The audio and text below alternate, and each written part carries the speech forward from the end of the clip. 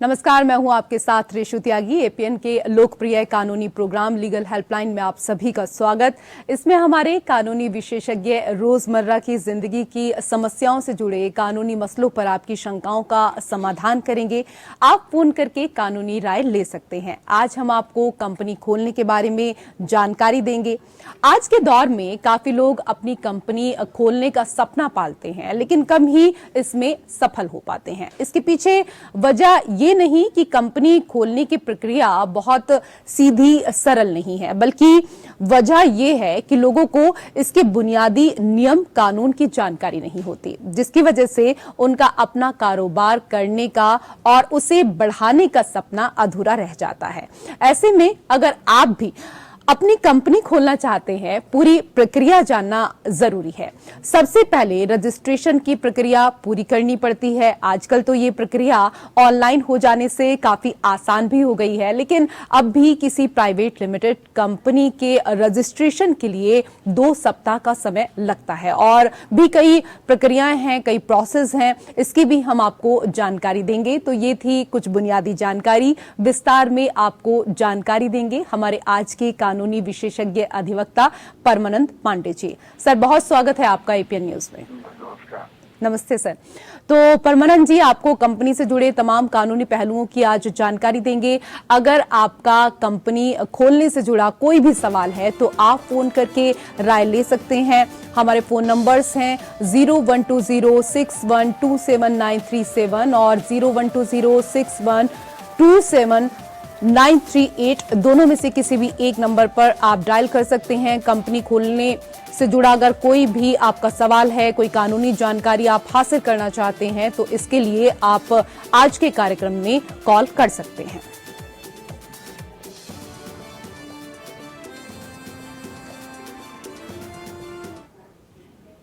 Sir, सबसे पहले हमारे तमाम दर्शकों को बताइए कि भारतीय कंपनी अधिनियम के तहत कंपनी की परिभाषा क्या कुछ होती है?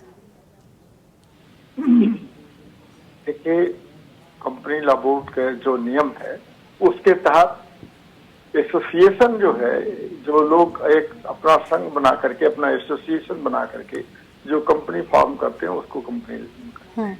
यानी हमको कोई चीज खोलना है, कोई बिजनेस स्टार्ट करना है, किसी चीज का कंपनी को बनाना है, तो उसके लिए हमको एसोसिएशन कई लोगों को बनाना पड़ता है। लाइक माइंडेड लोग होते हैं जो अपने लोगों से जुड़े होते हैं, जिनमें हम अपने विचार विमर्श करते हैं और विचार विमर्श के बाद वो कंपनी हम रजिस्टर्ड कराते हैं और उसको हम खोलते हैं। अब ये कंपनी के मामले में खास तौर पर 2-3 चीजें ध्यान रखने की जरूरत है। एक तो ये है कि किस ढंग की कंपनी आप खोलना चाहते हैं। ये प्राइवेट लिमिटेड कंपनी खोलना चाहते हैं या पब्लिक लिमिटेड कंपनी खोलना चाहते हैं। पब्लिक लिमिटेड कंपनी खोलना चाहते हैं तो उसके लिए शेयर होल्डर होते हैं बहुत ज्यादा संख्या में, और प्राइवेट लिमिटेड कंपनी खोलना चाहते हैं तो उसमें आपको शेयर होल्डर की संख्या उसमें भी होती है, लेकिन उसमें उतनी संख्या नहीं होती जितनी की पब्लिक लिमिटेड कंपनी में होती है। अब पब्लिक लिमिटेड और प्राइवेट लिमिटेड कंपनी में खास तौर पर अंतर ये भी है कि प्राइवेट पब्लिक लिमिटेड कंपनी में जो लोग काम करते हैं वो अपना बिजनेस उसको कंपनी से नहीं जोड़ सकते हैं। वो अलग, उसका दोनों का नियम दोनों चीजें अलग हो जाती हैं। यही चीज पब्लिक लिमिटेड कंपनी में भी है। अगर मैं पब्लिक लिमिटेड कंपनी का शेयर होल्डर हूं तो कंपनी की लायबिलिटीज, कंपनी की एसेट्स, कंपनी के कर्जे, कंपनी की और भी चीजें, जिम्मेदारियां जो होती हैं, उससे मेरा अस्तित्व अलग होगा और मेरे खर्च और मेरी चीजें अलग हो जाएंगी। यही हालत कंपनी में खास तौर पर ये बात ध्यान में रखने की जरूरत है कि कंपनी का जो अस्तित्व है वह किसी व्यक्तिगत अस्तित्व से अलग होता है। यही मेन चीज है, यही अंतर है। और दोनों के एसोसिएशन जब करते हैं तो एसोसिएशन के बाद ही आप कंपनी को खोल सकते हैं, कंपनी बना सकते हैं। यही स्थिति है जी। सर, आपसे ये भी समझना चाहेंगे कंपनी को रजिस्टर करना क्यों आवश्यक है और कितना आवश्यक है? देखिए, कंपनी को रजिस्टर करना आवश्यक इसलिए है कि कंपनी अगर आप रजिस्टर नहीं कराते हैं तो आपके बैंक अकाउंट कंपनी के नाम पर नहीं खुलेंगे कहीं भी किसी तरह से बैंक अकाउंट, क्योंकि रजिस्ट्रेशन कराना उसका जरूरी है। रजिस्ट्रेशन के बाद ही बैंक का अकाउंट खुलता है और अगर आप किसी तरह की फाइनेंशियल मदद लेना चाहते हैं तो फाइनेंशियल मदद तभी आपको मिलेगी जब आप कंपनी आपकी रजिस्टर्ड होगी। अगर कंपनी रजिस्टर्ड नहीं है तो किसी तरह की फाइनेंशियल एसेट आप फाइनेंशियल मदद आपको नहीं मिलेगी, क्योंकि व्यक्तिगत चीज से अलग हो गया वो कंपनी का अस्तित्व जो है वो व्यक्तिगत एसेट से अलग हो गया। इसलिए कंपनी के लिए आपको रजिस्ट्रेशन कराना आवश्यक है और रजिस्ट्रेशन कराने के बाद ही आपको फाइनेंशियल असिस्टेंस मिल सकती है, वित्तीय मदद मिल सकती है और कंपनी रजिस्टर कराने के बाद ही आप कोई भी इस ढंग का आप उसका कर सकते हैं, कंपनी को प्रमोट कर सकते हैं कि हमारी ये कंपनी है और हम इसको प्रमोट करना चाहते हैं, हम अपने एसेट को प्रमोट करना चाहते हैं। जब आप कंपनी बना लेते हैं, चाहे आप किसी छोटी मसाले की कंपनी हो गई आपकी या मान लीजिए बैटरी की कंपनी हो गई, कंपनी अगर आप बनाती हैं तो ही आपको एक तरह का अधिकार मिलता है कि आप उसको प्रमोट करें और उसको प्रमोट करने के बाद ही उसका एक अलग से नाम मिलेगा, उसकी प्रतिष्ठा जुड़ेगी। व्यक्तिगत तौर पर उसके नहीं मिल सकती। और सबसे जरूरी चीज होती है कि बैंक खाता तभी खुलता है जब कंपनी रजिस्टर्ड होगी, तभी उसको मिलेगा और उसका अलग से अस्तित्व होगा, तब जाकर के हम और काम शुरू कर सकते हैं। ठीक है सर, कंपनी खोलना और उसकी जो आवश्यकताएं होती हैं, इन सब पर आपने विस्तार से हमारे तमाम दर्शकों को यहाँ पर जानकारी दी। लेकिन सर, जो लोग अपनी कंपनी का रजिस्ट्रेशन कराना चाहते हैं, उनको भी जानकारी दीजिए कि किस तरीके से वो अपनी कंपनी को रजिस्टर करा सकते हैं। देखिए, कंपनी को रजिस्टर कराने के लिए तो खास तौर पर यह है कि अगर आप बड़ी कंपनी शुरू कर रहे हैं तो 5-7 लोगों का उसमें होना जरूरी है और 7 लोगों के पैन कार्ड होने जरूरी है, आधार कार्ड होना जरूरी है। लेकिन अगर आप केवल अकेले एक कंपनी एक व्यक्ति खोलना चाहता है, एक व्यक्ति, तो उसका अपना आधार कार्ड और पैन कार्ड नंबर होगा, वो कंपनी को रजिस्ट्रेशन कराएगा और उसके बाद वो अपने दूसरे शेयर होल्डर्स को रख सकता है, लेकिन उनकी संख्या बहुत ज्यादा नहीं बढ़ा सकता है, वो संख्या 15 तक ले जा सकता है। लेकिन अगर आप बड़ी कंपनी खोलने जा रही हैं तो आपको उसको संख्या बढ़ा सकते हैं और उस संख्या को बढ़ाने के लिए सबसे जरूरी चीज ये होती है कि आप देखिए कि किन किन लोगों का इसमें हमारे साथ योगदान हो रहा है और कौन लोग उसमें हमारे योगदान में शामिल हो रहे हैं, उसी के आधार पर उनको काम दिया जाता है। लेकिन अगर एक व्यक्ति का 1% की कंपनी है तो उसमें तो आप ही सब कुछ है। लेकिन अगर कंपनी बड़ी बना दी गई है तो उसमें हर शेयर होल्डर को, जिसमें जो लोग डायरेक्टर चुने जाते हैं, उसमें डायरेक्टर की बात होती है, उसमें डायरेक्टर चुने जाते हैं, उन डायरेक्टर के जिम्मे ये काम होता है कि वो देख दिया जाए कि कौन आदमी कर्ज लेगा, कौन आदमी कंपनी का वितरण देखेगा, कौन आदमी कंपनी को प्रमोट करेगा, कौन आदमी इस चीज का ध्यान रखेगा कि एम्प्लॉइज का ख्याल रखा जाए कि कितने रंग का एम्प्लॉइज का क्या व्यवस्था होती है।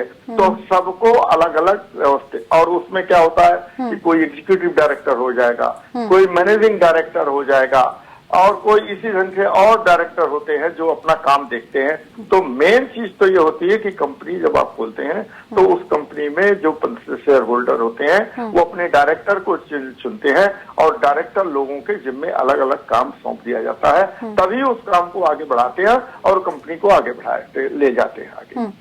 सर, जैसा कि अभी आपने बताया, दस्तावेजों को लेकर अगर बात करें, पैन कार्ड और आधार कार्ड, तो अगर कोई अपनी कंपनी का रजिस्ट्रेशन कराना चाहता है तो पैन कार्ड और आधार कार्ड के अलावा भी क्या कोई ऐसा आवश्यक दस्तावेज है जिसकी जरूरत पड़ती है?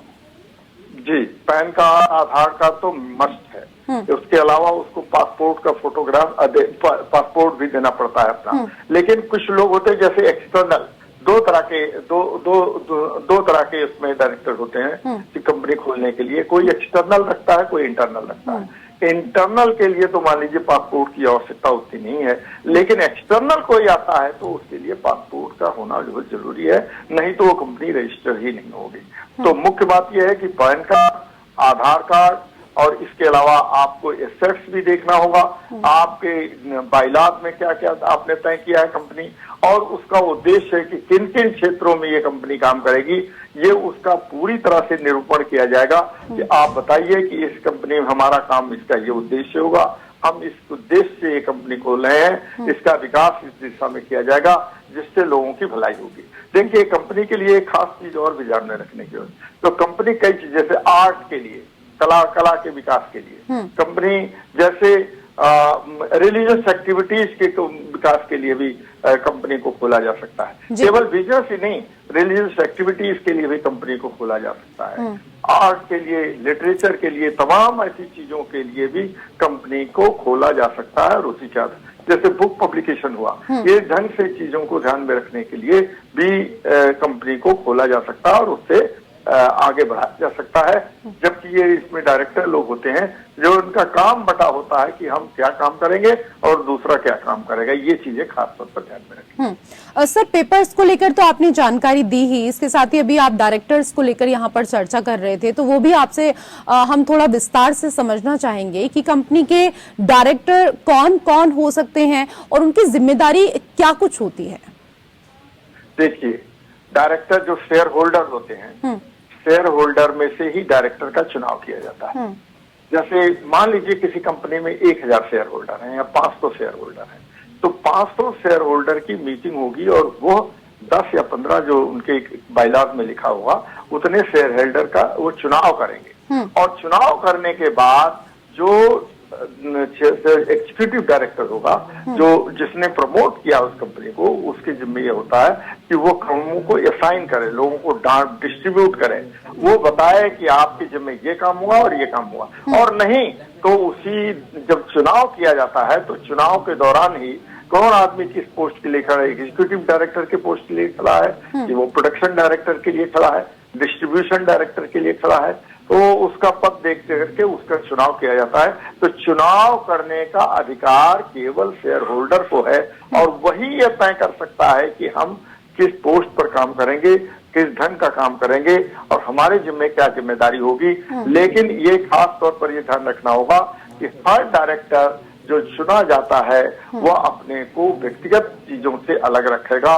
वो केवल कंपनी के हितों के बारे में सोचेगा, अपने व्यक्तिगत हितों के बारे में नहीं सोच सकता। और ना वो व्यक्तिगत तौर पर ये कहे कि मैं कंपनी चला रहा हूं तो जाहिर है कंपनी का मैं डायरेक्टर हूं तो मैं जो चाहूं वो कर दूं। वो नहीं, उसके जिम्मे काम जितना दिया गया है उतना ही काम कर सकता है, उससे इतर वो काम नहीं कर सकता है। ये बात पक्की है। सर, ये भी हमारे दर्शकों को बताइए कि कंपनी का बोर्ड किस तरीके से बनता है और कौन कौन सदस्य इसमें रहते हैं और बोर्ड का काम क्या कुछ होता है। देखिए, बोर्ड का काम तो जैसे यही हो, बोर्ड ऑफ डायरेक्टर्स चुने जाते हैं। बोर्ड ऑफ डायरेक्टर्स माने जैसे 10 लोगों का बोर्ड ऑफ डायरेक्टर्स हुआ या 15 लोगों का बोर्ड ऑफ डायरेक्टर्स हुआ, तो बोर्ड ऑफ डायरेक्टर्स का चयन केवल शेयर होल्डर ही, जैसे एक कंपनी कोई है मान लीजिए उसमें 1000 शेयर होल्डर हैं, तो जो रत्ती भर का शेयर रखता है वो भी उसका मालिक है। कितना, जितना उसका शेयर है उतना उसका वो मालिक है।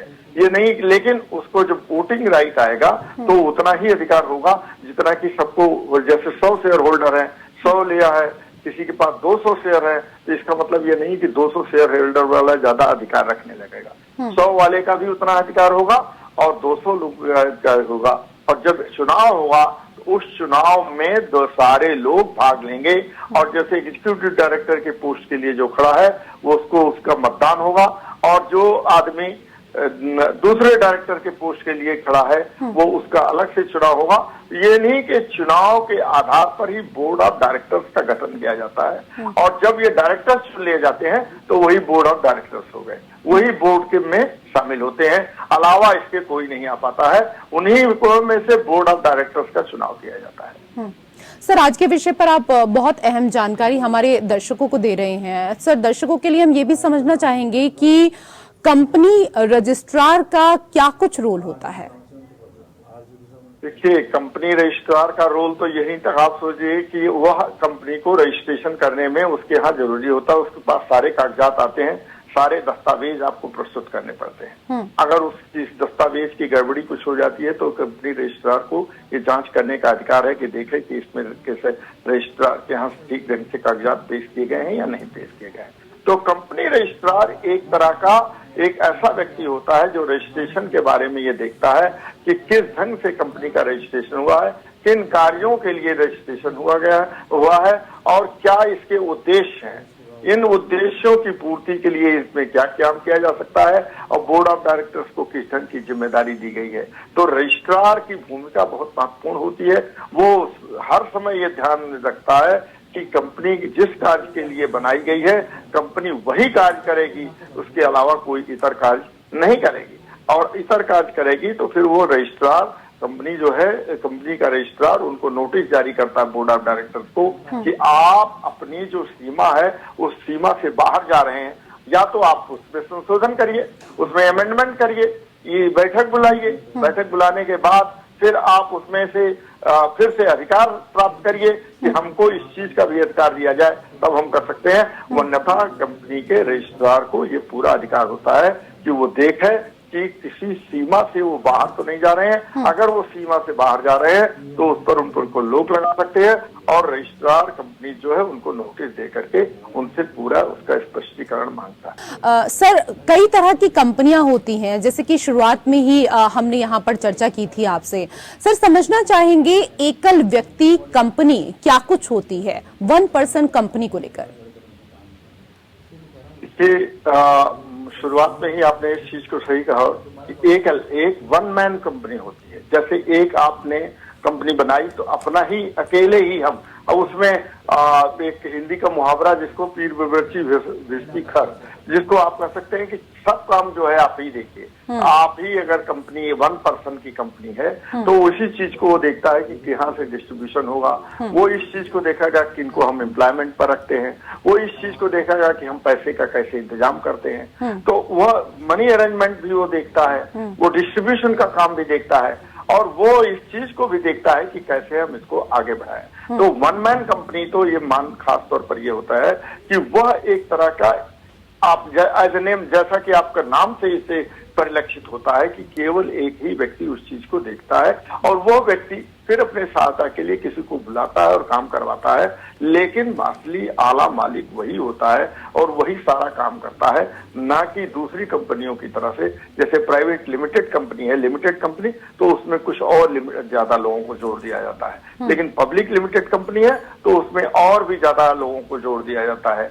ये इस ढंग का काम होता है। लेकिन 1% कंपनी है तो केवल अकेला ही एक व्यक्ति उस चीज को देखता है, जो सारी चीजों का निरीक्षण करता है और सारी चीजों की जिम्मेदारी वो लेता है। बस केवल इतना ही अंतर होता है कि उस व्यक्ति का 1% जो कंपनी होती है वो उसके व्यक्तिगत अपने चीजों से अलग होती है और वो कंपनी जब वो रजिस्ट्रेशन हो जाती है 1% कंपनी, तो उसका कार्यभार देखने के बावजूद वो उसको अपने व्यक्तिगत चीजों से नहीं मिला सकता है, उसमें वो घाल मेल नहीं कर सकता है। बस इतना ही उसमें अंतर है। जी सर, ये तो यहाँ पर 1% कंपनी को लेकर बात हुई, लेकिन निजी कंपनी क्या होती है, प्राइवेट लिमिटेड कंपनी, इसको भी हम आपसे समझना चाहेंगे।